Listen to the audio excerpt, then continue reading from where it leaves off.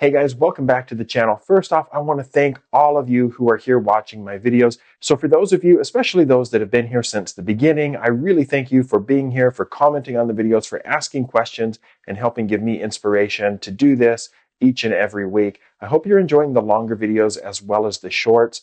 And today we're going to cover kind of a fun topic. It's kind of a funny story that was shared by a TikTok user called I'm Too Old for This, and what turned out to be one of the worst first date horror stories that I've ever heard. So let's get into it.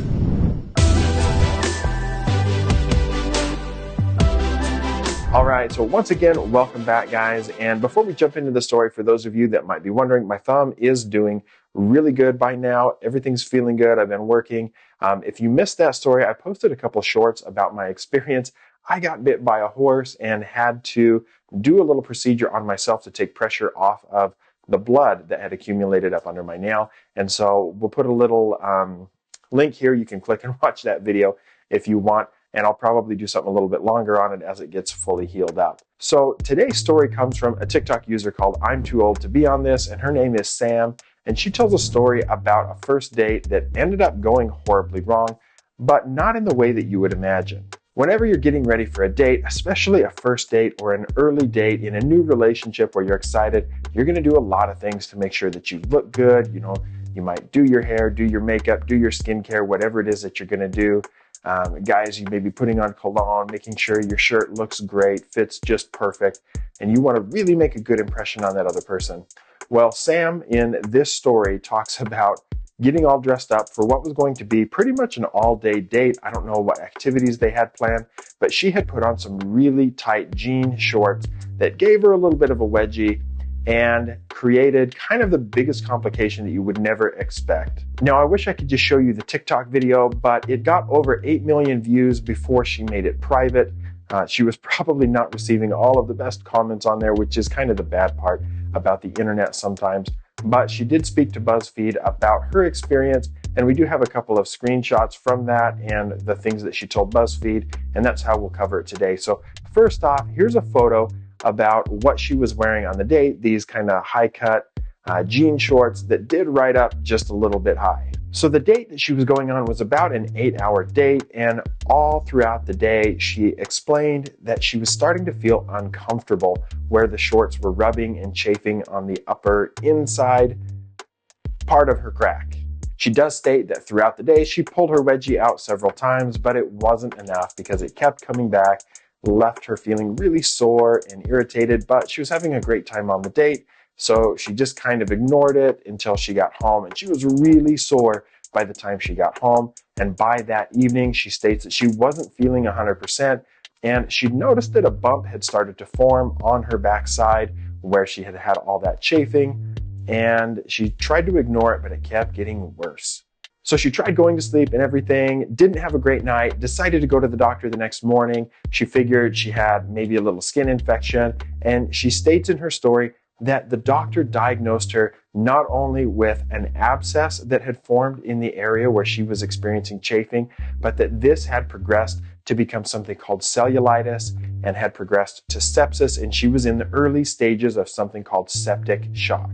And this is, of course, where all the skin stuff comes in. So let me explain what these terms mean and how this might have happened to her. So first off, an abscess is when you get an infection under the skin and it's localized. This is what is going to appear like a bump or a nodule under the skin, and these are usually really painful. And you'll see these things sometimes on Dr. Pimple Popper videos or on other videos on the internet that are kind of in that genre where a lot of pus comes out. This isn't the chunky stuff of a cyst, but this is purulent material. This is like flowing, running, gross, smelly stuff. And it's really a bunch of infectious material. It can be a lot of bacteria in there, but also a bunch of pus that is created by the body, filled with white blood cells to try to fight off an infection. Now, many times, if you have an abscess and it is drained by a doctor, that is all the treatment that you need, because an abscess, usually by definition, is walled off from the rest of the body, and it's not really going to spread beyond that. Your body is protecting you,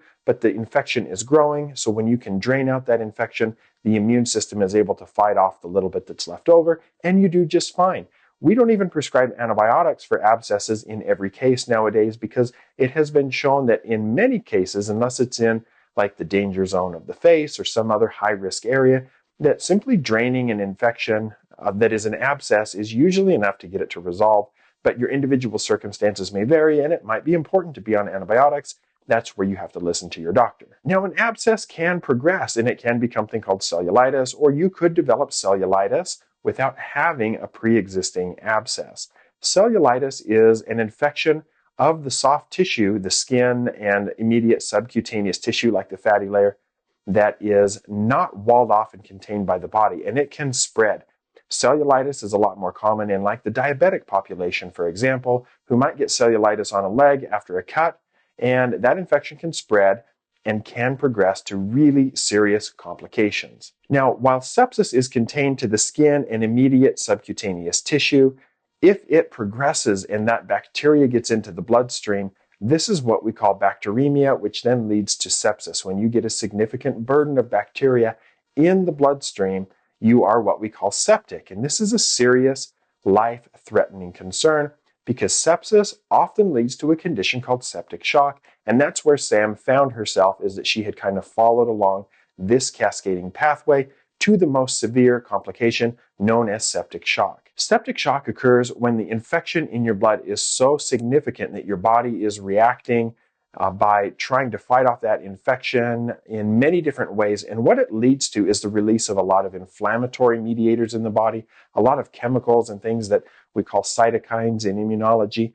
And what that does often is it causes your heart rate to go up, your blood pressure to go down, and those are kind of compensatory responses, where as your blood pressure goes down, your heart rate goes up to try to keep blood pumping to all of the vital important structures. Really, this can become a feedback loop that spirals out of control and is life-threatening. So Sam was admitted to the hospital and put in the ICU. That's how serious, how significant this infection became, simply starting from wearing shorts that were a little bit too tight in all the wrong places. She had to be on antibiotics for 4 days in the ICU before she could be released home. So they were giving her IV antibiotics, probably multiple types of IV antibiotics, to help to calm down this infection, lots of fluids like IV fluids just to support her blood pressure, and probably a number of other medications to alleviate pain, to help manage her heart rate, her blood pressure.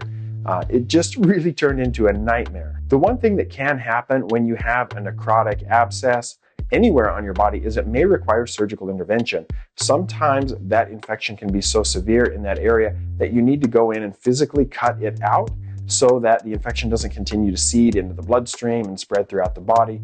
And Sam did not, fortunately, have to have that done, but that was one of the things they were considering. She talks about it in her story, which of course is linked in the description of this video. That was certainly on the table for a little while, where Sam explained that they were considering taking her to surgery and having to remove and clean out the abscess that had formed up near. Fortunately, she was able to avoid that, and she was then let go or discharged from the ICU into what we call a step-down unit. So she stayed in the hospital another 3 days before she went home, and then after another month, the infection came back. This time, thankfully, it wasn't as severe, and she was able to take oral antibiotics to get it to resolve, and thankfully hasn't had any problems since. Sam explains that her and her boyfriend are still together 3 years later. Ultimately, what Sam developed was called an anorectal abscess. So this abscess started out right up by her anus, where the shorts were just way too tight and getting way too far up there, and caused over a period of 8 hours enough abrasion, enough rubbing, that the skin broke down and was compromised. And regardless of how good you are with personal hygiene, that area is always going to carry more bacteria than most other spots on your body. And so it's pretty easy to get an infection there when you have compromised skin. Some of the most common infections are going to be things like staph infections, strep infections, and E. coli infections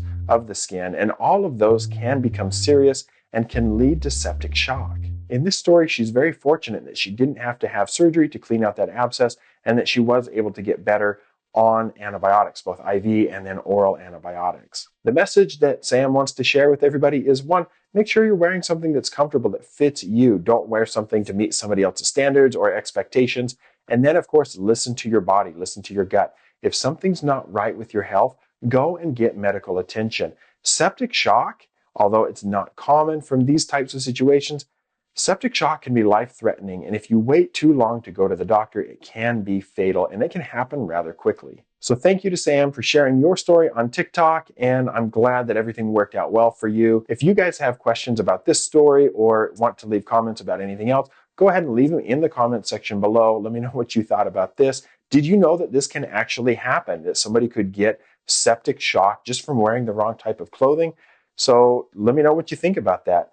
Thank you again for following the channel. I look forward to seeing you guys next time.